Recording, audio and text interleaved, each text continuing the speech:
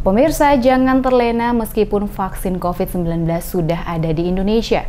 Tetap patuhi 3M, memakai masker, menjaga jarak, dan mencuci tangan. Pasca Natal, suasana kota Ambon terlihat sepi.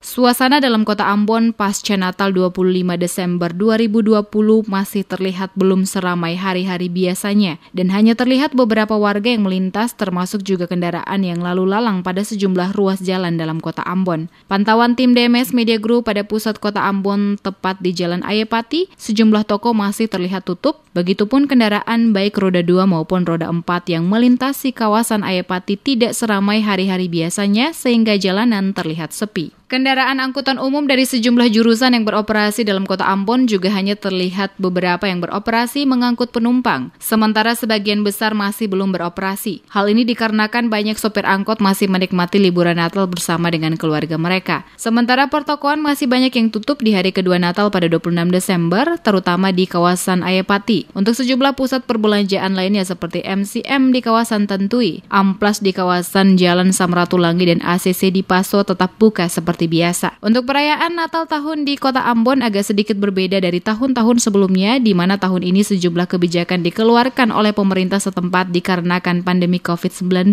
sehingga warga yang biasanya berkumpul saat perayaan malam Natal pada sejumlah ruas jalan tidak diizinkan oleh aparat keamanan. Pesta bunyi-bunyian kembang api yang pada tahun-tahun sebelumnya menghiasi langit kota Ambon terlihat sepi. Kebanyakan warga kota Ambon memilih untuk merayakan Natal hanya dengan keluarga di rumah masing-masing dalam bentuk ibadah keluarga.